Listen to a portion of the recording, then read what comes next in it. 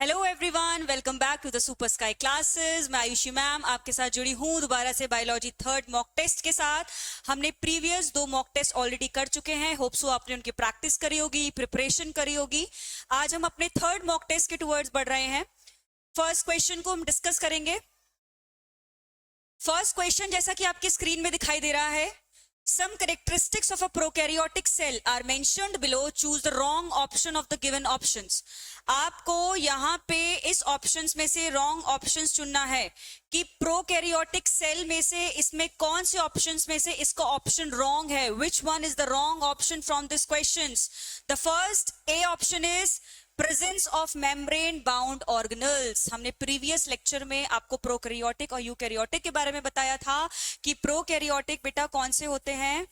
Prokaryotic and eukaryotic के बीच में बहुत माइनर सा मेजर डिफरेंस जिसको हम बोल सकते हैं वो किसका होता है? वो होता है न्यूक्लियस का।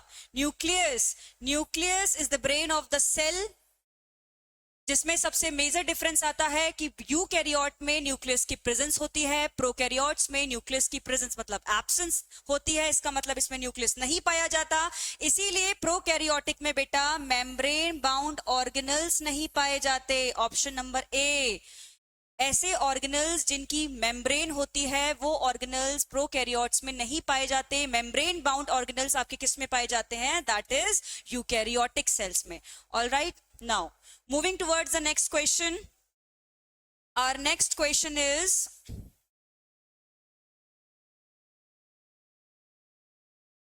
how much energy is released when the terminal phosphate linkage in ATP is broken using water?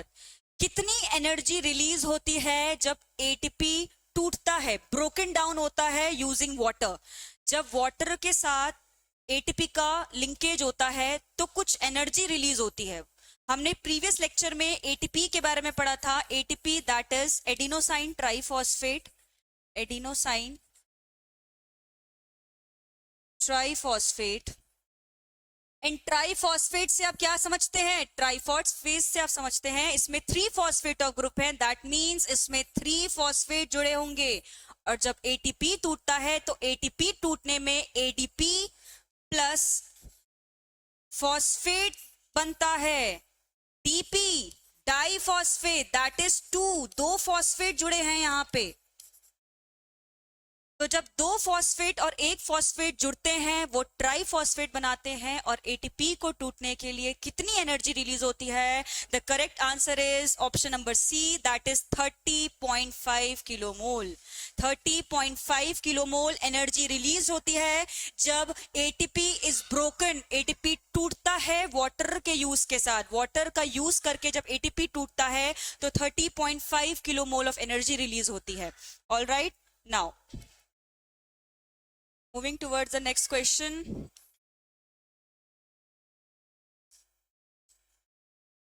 Third question. Which cell organelle eliminates the toxic effects of toxins and drugs?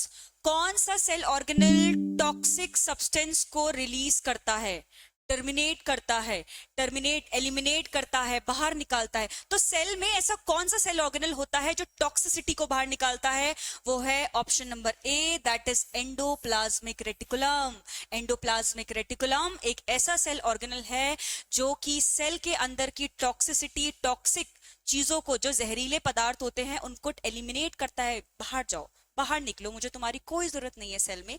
ER का मतलब क्या है? ER help करता है उन toxic substance को निकालने में जो सेल को नहीं चाहिए। इसीलिए ER, endoplasmic reticulum, helps to eliminate the toxic substances which is present inside the cell organelle.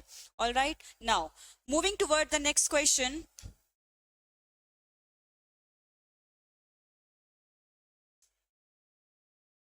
Question number 4. Which of the following animal tissue contain flat cell? Tissues के बारे में हमने प्रीवियस में भी पढ़ा था कि टिश्यूज क्या होते हैं बेटा। Tissues is a group of cells. Body में 2 टाइप के टिश्यूज होते हैं, एक प्लांट सेल, एक एनिमल सेल। एनिमल सेल के भी कई सारे टाइप्स होते हैं। तो इसमें पूछा गया है ऐसा कौन सा एनिमल सेल है जिसकी शेप फ्लैट होती है, जिसकी जो सेल्स की शेप होती है वो चपटी होती है। चपटी कौन से सेल की, कौन से एनिमल टिश्यू होता है? The option is squamous epithelium.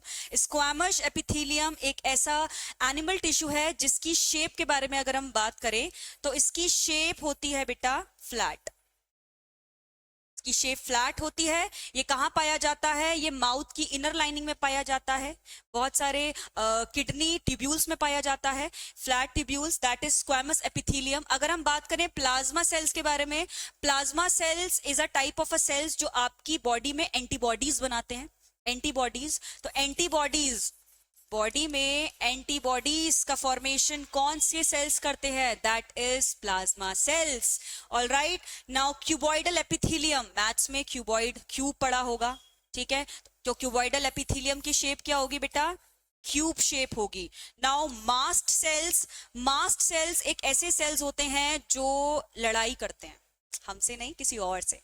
Body में पाए जाते हैं कुछ ऐसे वायरसेस, कुछ ऐसे बैक्टीरिया जिनको बॉडी की जरूरत नहीं होती है, उनसे लड़ने के लिए, उनसे लड़ने के लिए WBCs का एक टाइप ऑफ सेल्स होता है जिसे मास्ट सेल्स बोलते हैं। एंड WBC क्या होता है बेटा?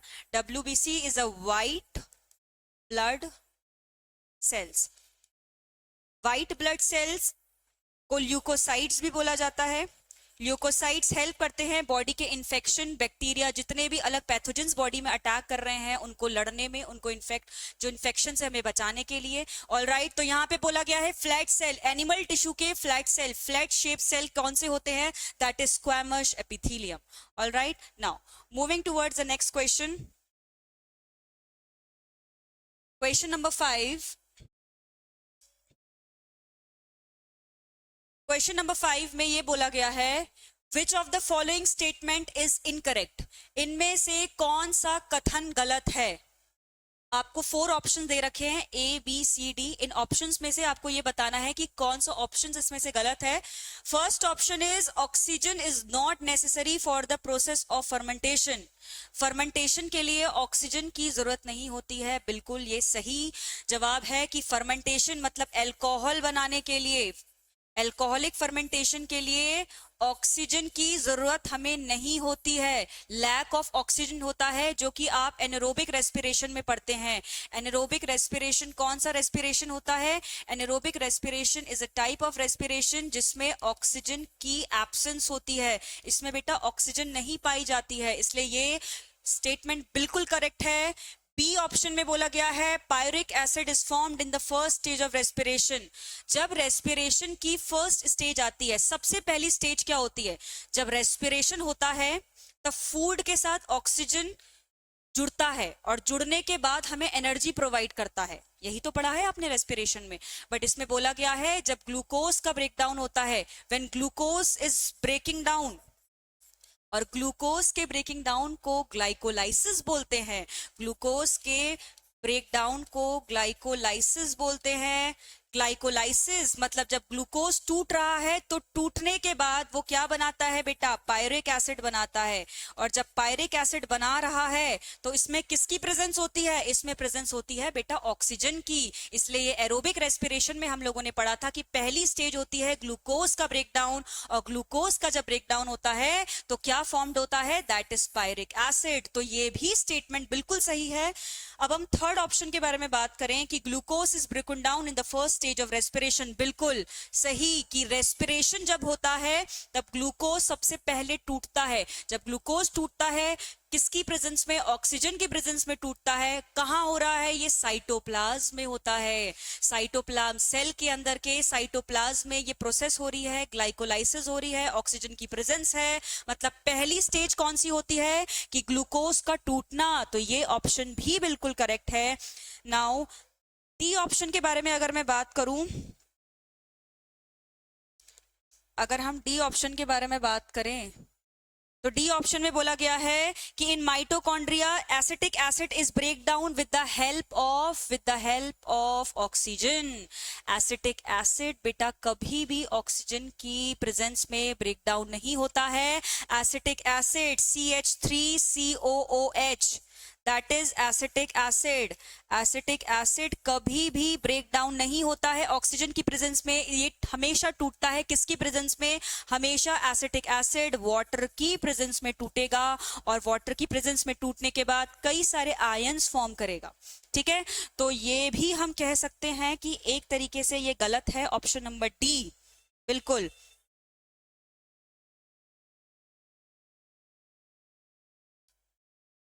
Option number D, option number D is the correct answer कि माइटोकॉन्ड्रिया में जो एसिटिक एसिड है वो ऑक्सीजन की प्रेजेंस में नहीं टूटता है, बल्कि किसकी प्रेजेंस में टूटता है, वाटर की प्रेजेंस में टूटता है। All right, now moving towards the next question. Our next question is question number 6। Question number 6, what important function is perform by SER. क्या है एसईआर? भाई मैम ने तो ईआर बताया है, एसईआर क्या है बेटा? एसईआर किसका टाइप है? एसईआर टाइप है मेरे प्यारे बच्चों ईआर का, एंडोप्लाज्मिक रेटिकुलम का। ईआर टू टाइप्स के होते हैं, that is SER and the second one is RER. तो यहाँ पे क्या पूछा गया है कि एसईआर, एसईआर की full form smooth endoplasmic reticulum, smooth endoplasmic reticulum. And what is the full form of RER? That is rough endoplasmic reticulum. Plasmic reticulum. All right. तो SER और RER में सबसे बड़ा अंतर ये होता है बेटा कि RER में राइबोसोम्स, RER में R for rough, R for rough से R for राइबोसोम्स बनेंगे। याद रखना ये चीज कि आरईआर में क्या बताया है कि आरईआर में आर फॉर रफ है, तो आर से क्या बनेंगे बेटा, राइबोसोम्स बनेंगे।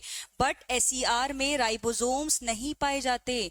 आरईआर का काम, एसईआर का काम क्या होता है? एसईआर का काम यहाँ पे पूछा है लिवर की सेल्स में, तो एसईआर लिवर की सेल्स में क्या फंक्शन परफॉर्म करते हैं? ये काम करते हैं detoxification of drugs and poisons, drugs और पॉइजन्स को डिटॉक्सिफाई करना, उनकी टॉक्सिसिटी हटा देना, भाई हटा दो, पॉइजन भी हटा दो, ड्रग्स भी हटा दो, सब हटा दो। तो जो सेल्स के लिए बहुत ज्यादा हार्मफुल सब्सटेंस होते हैं, एसईआर क्या करता है लिवर सेल्स में, उनको डिटॉक्सिफाई कर देता है। किसको डिटॉक्सिफाई करता है?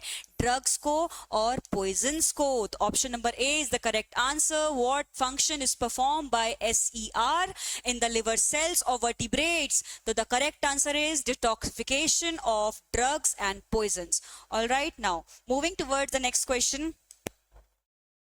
नेक्स्ट क्वेश्चन की तरफ बढ़ते हैं, क्वेश्चन नंबर 7। क्वेश्चन नंबर 7 में क्या पूछा गया है? Two types of cell division are shown in the picture A and B given below. Which option in this regard provides the correct answer to the following questions? इसमें I think picture नहीं दे रखी है। इसमें picture नहीं है। चलिए कोई बात नहीं, इसको हम अभी स्किप कर देते हैं, जस्ट बिकॉज ऑफ इसमें पिक्चर शो नहीं है। मैं आपको नेक्स्ट स्लाइड में, नेक्स्ट सेशन में ये क्वेश्चन दोबारा से लेकर आऊंगी, सो डोंट वरी, घबराइएगा मत, मैं आपके साथ हूँ, आपको हर एक क्वेश्चन प्रॉपर्ली कराऊंगी, डरना बिल्कुल नहीं है। अगर कोई क्वेश्चन स्किप हो जाता है वो मेरी जिम्मेदारी है कि आपको करवाना है। ऑलराइट, इसलिए हम पढ़ेंगे question number 8। Now moving towards the next question. Which of the following cellular components is known as the protein factory of the cell? Cell के कौन सा सेल ऑर्गेनल प्रोटीन्स बनाने में हेल्प करता है? तो कौन सा ऐसा सेल है जो प्रोटीन्स बनाने में हेल्प करता है? तो बेटा प्रोटीन्स, अभी मैंने प्रीवियस स्लाइड में आपको बताया था एसईआर और आरईआर में अंतर कि RER rough endoplasmic reticulum ribosomes बनाएगा, तो यहाँ पे राइबोसोम्स आगे चल के किसको बनाते हैं बेटा? प्रोटीन्स बनाएंगे। तो प्रोटीन फैक्ट्री किसको बोला गया है बेटा? राइबोसोम्स को बोला गया है। Option number A is the correct answer. Ribosomes help करते हैं किसका सिंथेसिस, किसका निर्माण करने में? प्रोटीन बनाने में। So option number A is the correct answer. Alright, now next question, question number 9। Question number 9 is which of the following is called the power house of the cell? Cell का power house किसको बोला गया है? Cell का power house से आप क्या समझते हैं कि माइटोकॉन्ड्रिया एक ऐसा सेल ऑर्गेनल होता है सेल का जिसमें एनर्जी स्टोर होती है in the form of ATP. In the form of ATP. ATP बार बार आ रहा है, एडिनोसाइन ट्राइफॉस्फेट। याद रखिएगा, energy currency of the cell, cell की एनर्जी करेंसी एटीपी होती है। इसीलिए कौन सा सेल ऑर्गेनल पावर हाउस बोला गया है? That is mitochondria. Option number A is the correct answer. Mitochondria को power house of the cell बोला गया है, क्योंकि माइटोकॉन्ड्रिया के अंदर बेटा एटीपी होती है, और एटीपी क्या होती है? Energy currency of the cell, energy currency of the cell, of the cell. ठीक है, now next question, moving towards the next question, question number 10। Question number 10 में बेटा ये पूछा गया है कि which cell organelle is of eukaryotic cell is also called suicide bag? suicide bag का सेल ऑर्गेनल किसको बोला गया है?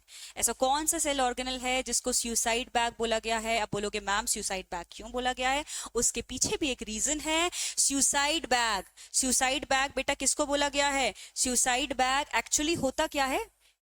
सेल के अंदर कोई भी अटैक कर सकता है, कोई वायरस अटैक कर सकता है, कोई बैक्टीरिया अटैक कर सकता है, कोई भी पैथोजेंस अटैक कर सकते हैं। तो मान लीजिए अगर सेल के अंदर कोई भी गड़बड़ी हो रही है, कुछ लोचा हो रहा है, कोई भी केमिकल लोचा, तो सेल के अंदर पाया जाता है बेटा क्या? It's lysosome. सेल के अंदर बेटा पाया जाता है एक ऐसा cell organelle that is lysosome.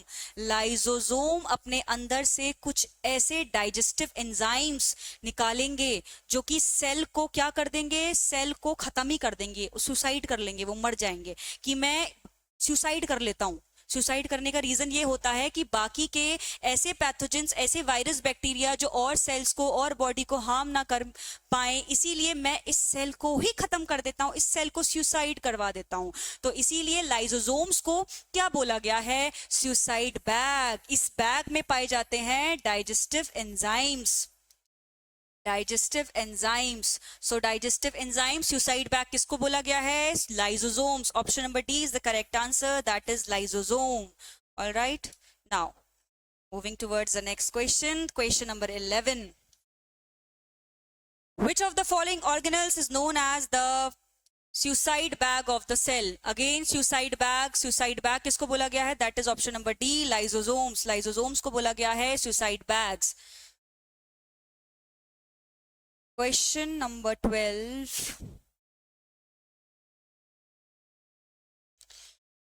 The cell theory given by Sechledian and Sewan does not apply to which of the following organisms? Sechledian and Sewan. Sleiden and Sewan एक scientist थे। उन दो साइंटिस्ट ने हमें एक थ्योरी दी थी जिसका नाम था सेल थ्योरी। सेल थ्योरी में हमें यह बताया गया था कि cell is a living cell, कि सेल एक लिविंग होते हैं। आगे चल के रुडोल्फ आए थे, रुडोल्फ विर्चो ने हमें यह बताया था कि सेल जो आए हैं वो प्री एग्जिस्टिंग सेल से आए हैं। इसीलिए स्वान और स्लाइडेन ये दोनों साइंटिस्ट थे। इनमें से ऐसी कौन सी, क्योंकि इन्होंने सेल थ्योरी दी थी, तो इसमें से कौन सी अप्लाई नहीं करती है इन ऑर्गेनिजम्स में सेल थ्योरी? फंजाई ये भी एक सेल है, बिल्कुल सेल है। एनिमल्स भी, एनिमल्स के भी सेल हैं। अगर हम बात करें वायरस की, viruses is not a cell. Virus बेटा सेल नहीं होते हैं। इसीलिए स्लेचिलिडियन और सेवान ने इन जीवों पे, इन ऑर्गेनिज्म पे अपनी सेल थ्योरी बताई थी, ना कि वायरसेस में, क्योंकि virus is not a cell. Virus cell नहीं है। एल्गे भी बेटा एक सेल है। प्लांट किंगडम में आप लोगों ने पढ़ा होगा, फंजाई किंगडम, एल्गे पढ़ा होगा, एनिमल्स पढ़ा होगा। ठीक है, तो viruses is not a cell. इसलिए इन दोनों साइंटिस्ट ने, स्लाइडेन और स्वान ने, सेल थ्योरी में इसको कंसिडर नहीं करा था। ये एक्सेप्शन केस था कि virus is not a cell, इसीलिए सेल थ्योरी में ये लागू नहीं करता है। All right, now moving towards the next question, question number 13।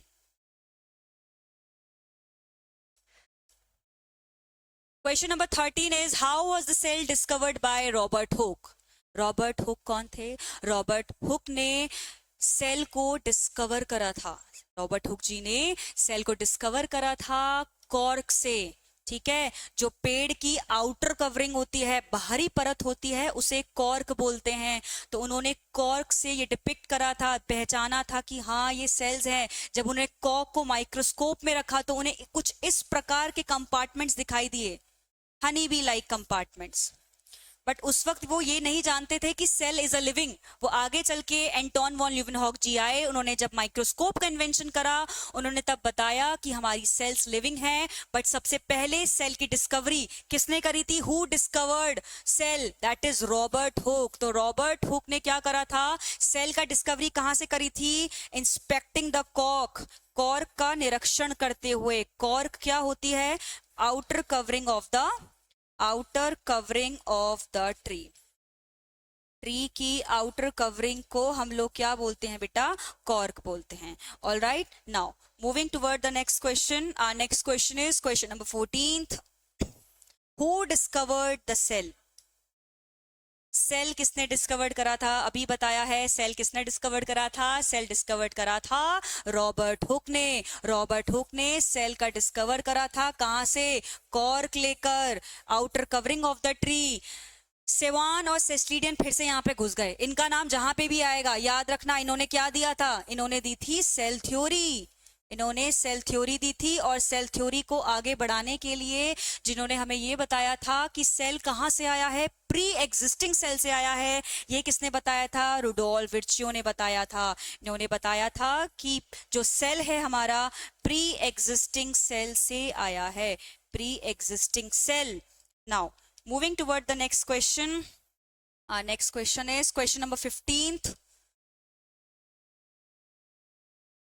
Question number 15th में पूछा गया है, what is a jelly like substance present between the nucleus and the cell membrane? एक jelly like, gelatinous substance, एक jelly like कौन सा substance होता है जो कि न्यूक्लियस और सेल मेम्ब्रेन के बीच में पाया जाता है? This is our cell, this is nucleus.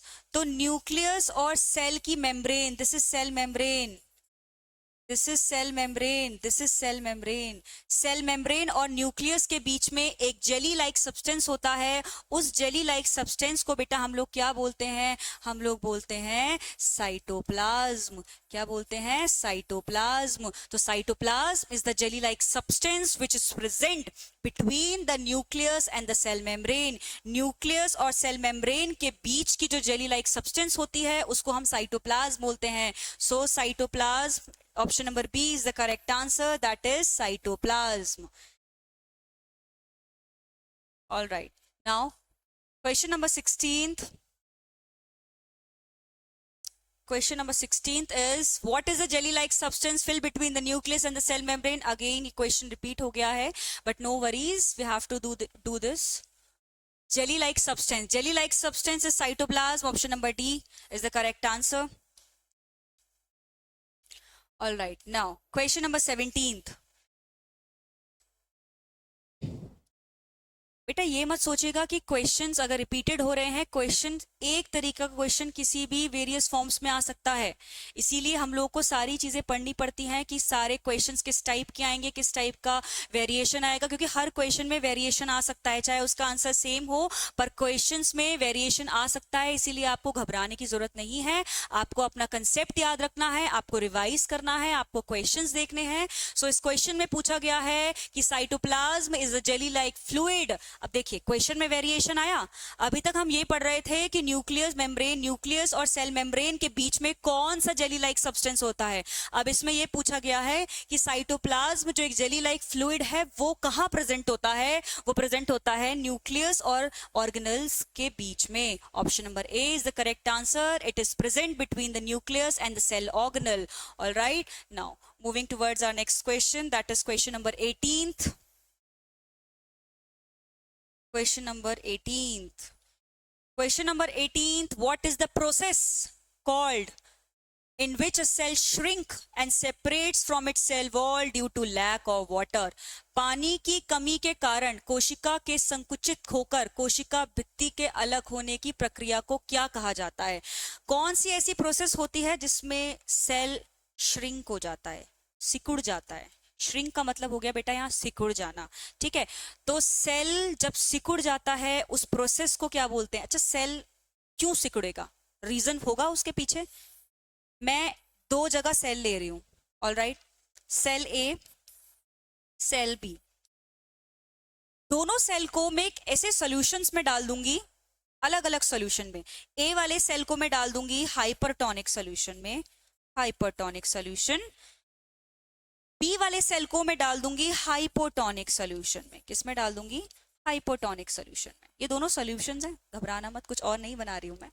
Hypertonic solution और हाइपोटोनिक सॉल्यूशन, अगर मैं ए सेल को हाइपरटोनिक सॉल्यूशन में डालूंगी, जैसे ही मैं इस सेल को इस हाइपरटोनिक सॉल्यूशन में डालूंगी, सेल का साइज और शेप में अंतर आएगा।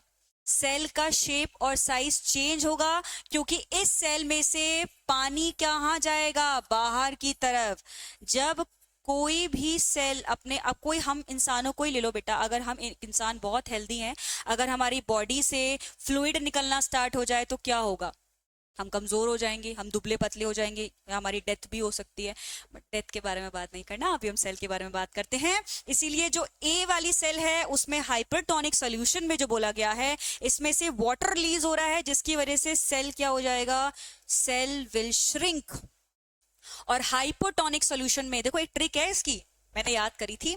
हाइपो, हाइपो मीन्स मोटा, हाइपो, ठीक है। हाइपो मतलब ये सेल क्या हो जाएगी बेटा? मोटी हो जाएगी। क्यों मोटी हो जाएगी? क्यों स्वेलअप हो जाएगी? बी वाली सेल बेटा क्यों स्वेलअप हो जाएगी? क्योंकि इसके अंदर आ रहा है बहुत सारा फ्लूइड। अगर हम किसी भी गुब्बारे के अंदर हवा भर दें तो हवा भरने के कारण गुब्बारा बहुत ज्यादा फूल जाता है। वैसे ही इस सेल के अंदर क्या हो रहा है बेटा? हाइपोटोनिक मतलब सेल अंदर की तरफ बढ़ रहा है, एक्सटर्नल एनवायरनमेंट छोड़कर वो इंटरनली अंदर आ रहा है, जिसकी वजह से सेल का शेप और साइज में वेरिएशन आएगा। Cell will become swell up, जिसकी वजह से साइज इंक्रीज हो जाएगा। इसीलिए यहाँ पे प्रोसेस पूछी गई है जिसमें सेल श्रिंक हो जाता है। तो सेल श्रिंक जब होता है, जब सेल श्रिंक होता है तो उस प्रोसेस को बोलते हैं plasmolysis. Plasmolysis, option number D is the correct answer. कि प्लाज्मोलाइसिस बेटा एक ऐसी प्रोसेस होती है जिसमें सेल श्रिंक करता है एंड सेपरेट करता है from its cell wall due to lack of water, water की कमी होने के कारण। ठीक है, now moving toward the next question. Our next question is question number 19th।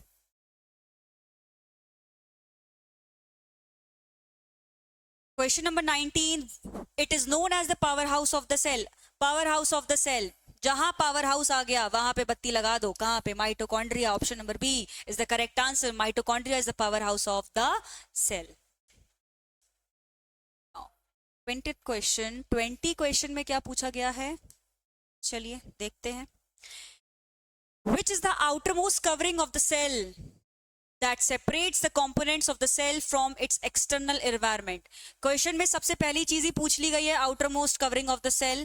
Cell की आउटर मोस्ट कवरिंग को क्या बोलते हैं? सेल की आउटर मोस्ट कवरिंग को बोलते हैं बेटा प्लाज्मा मेम्ब्रेन, प्लाज्मा झिल्ली, plasma membrane. Plasma membrane cell की बाहरी कवरिंग होती है जो हेल्प करती है सेल को इंटरेक्शन करने में। बाहरी और अंदर, इंटरनल एक्सटर्नल एनवायरनमेंट में जो सेल क्या करता है? कम्युनिकेट करता है, इंटरैक्ट करता है, जो ट्रांसपोर्टेशन होता है, चीजों का आदान प्रदान। तुम यहाँ जाओ मैं वहां आऊंगी, तुम यहाँ जाओ मैं यहाँ आऊंगी, सिंपल सी बात है, ट्रांसपोर्टेशन हो रहा है। तो ट्रांसपोर्टेशन के लिए एक गेट चाहिए होता है, जैसे आप गेट से अंदर बाहर करते हैं, वैसे ही सेल की plasma membrane, that is cell membrane, वो हेल्प करती है चीजों को ट्रांसपोर्ट करने में। ठीक है, तो सेल की आउटर मोस्ट कवरिंग क्या कहलाती है? That is plasma membrane, plasma membrane. All right, now moving towards our next question. Our next question is question number 21. Question number 21 में पूछा गया है, the alignment of chromosomes at the center of the cell on the equilateral plate constitutes which phase of mitosis? Mitosis की कौन सी phase पे chromosome equilateral plate में, equilateral phase में, equator कौन सा होता है? जैसे हम अर्थ के सेंटर पार्ट पढ़ते हैं इक्वेटर, वैसे ही सेल में ऐसा माइटोसिस की कौन सी फेज में क्रोमोसोम्स बेटा इक्वेटोरियल प्लेट में आ जाते हैं? इक्वेटोरियल प्लेट में आ जाते हैं। तो इक्वेटोरियल प्लेट में कौन आते हैं? मेटाफेज। मेटाफेज माइटोसिस की एक ऐसी फेज होती है जिसमें क्रोमोसोम्स किस में आते हैं? इक्वेटोरियल प्लेट में आते हैं। अगर हम बात करें टीलोफेज टेलोफेज की, तो टेलोफेज एक ऐसी फेज होती है जिसमें सेल अपने डुप्लीकेट्स बनाते हैं, जिसमें सेल अपने डुप्लीकेट बनाते हैं, दोनों यहाँ यहाँ यहाँ यहाँ डुप्लीकेट बनाते हैं। प्रोफेज में बेटा P for prophase, P for pair up करेगा। यहाँ पे पेयरिंग होती है, दो लोगों की पेयरिंग होती है। किन दो लोगों की पेयरिंग होती है? क्रोमोसोम्स की पेयरिंग होती है। ये एक सेल है, सेल के अंदर जो क्रोमोसोम्स पेयर अप कर रहे हैं, और पेयर अप करके क्या बना रहे हैं? जो ये सिस्टर क्रोमैटिड्स बना रहे हैं, सिस्टर क्रोमैटिड्स बना रहे हैं, इसीलिए इसको प्रोफेज बोला गया है। ठीक है, now moving towards the next question, question number 22। Question number 22, the smallest unit of an organism, किसी भी ऑर्गेनिज्म की सबसे छोटी यूनिट, सबसे छोटी इकाई किसी ऑर्गेनिज्म की क्या होती है? सबसे छोटी इकाई किसी ऑर्गेनिज्म की होती है कोशिका। That is option number A, cell. क्योंकि सेल को क्या बोला गया है? Cell is the basic and functional unit of life, functional unit of life की बेसिक और फंक्शनल यूनिट को हम सेल बोलते हैं। साइटोप्लाज्म सेल का अभी बताया था, साइटोप्लाज्म एक जेली लाइक सब्सटेंस होता है जो न्यूक्लियस और सेल मेम्ब्रेन के बीच में होता है। वैक्सीन्स, कोविड याद आया, वही वैक्सीन्स। ठीक है, प्रोटोप्लाज्म में एक फ्लूइड होता है जो प्रेजेंट होता है सेल वॉल में, सेल मेम्ब्रेन में पाया जाता है। ठीक है, now moving towards the next question is question number 23। Basic unit of life, मैंने क्या बोला था? वेरिएशन आ सकता है क्वेश्चंस में, क्वेश्चंस का वेरिएशन आ सकता है, आंसर चाहे बल्कि आपको सेम लग रहे हो, बट आप कंफ्यूज मत होइएगा कि बेसिक यूनिट ऑफ लाइफ, अभी हमने स्मॉलेस्ट यूनिट ऑफ लाइफ पढ़ी थी जो कि हमने सेल मार्क करा था प्रीवियस क्वेश्चन पे, इसमें basic unit of life I है, तो बेसिक यूनिट ऑफ लाइफ यहाँ पे क्या हो जाएगी? Cell. That is option number A is the correct answer. The basic unit of life is the cell. Question number 24,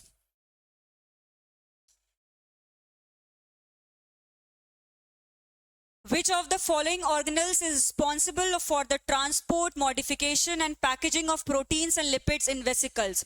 कौन सा ऑर्गेनल रिस्पॉन्सिबल होता है ट्रांसपोर्टेशन में, पैकेजिंग ऑफ प्रोटीन और लिपिड्स को पैक करने में, पैकेजिंग करने में कौन हेल्प करता है? कौन सा ऑर्गेनल रिस्पॉन्सिबल होता है for the transportation and packaging of proteins and lipids? The correct answer is option number D, that is Golgi. Golgi body cell organelle का ऐसा सेल ऑर्गेनल होता है जो प्रोटीन्स एंड लिपिड्स को पैकेजिंग करने में हेल्प करता है, उनको ट्रांसपोर्ट करने में हेल्प करता है, उनको मॉडिफिकेशन करने में हेल्प करता है। इसीलिए the correct answer is the Golgi body. Option number D is the correct answer. Question number 25. Which of the following membrane bound sex is filled with digestive enzymes? Digestive enzymes किसके अंदर होते हैं? जो suicide करने में help करते हैं। कहाँ आ गया? That is lysosomes। कहाँ चली गई थी मैं? Option number B, option number B is the correct answer. Which cell organelle is known as the digestive enzyme? क्योंकि लाइसोसोम्स के अंदर से निकलते हैं कुछ ऐसे एंजाइम्स जो सेल को क्या करते हैं? बर्स्ट करने में हेल्प करते हैं, ताकि सेल आगे चल के, अगर कोई भी सेल बूढ़ा हो चुका है, फंक्शन नहीं कर रहा है प्रॉपर्ली, कोई दिक्कत आ रही है, ताकि वो और भी सेल्स को दिक्कत ना प्रोवाइड कर सके, इसीलिए वो क्या करता है? खत्म, खल्लास, हटा दो उसको, सुसाइड बैग्स, राइट। सो आज के लिए 25 क्वेश्चंस मैं आपके साथ लेकर आई थी। You have to practise this questions, इनको प्रैक्टिस करिए अच्छे से। जो भी क्वेरीज आपकी होंगी कमेंट बॉक्स में मुझे प्रॉपर्ली बताइएगा। ठीक है, मिलते हैं नेक्स्ट सेशन में। जय हिंद, जय भारत।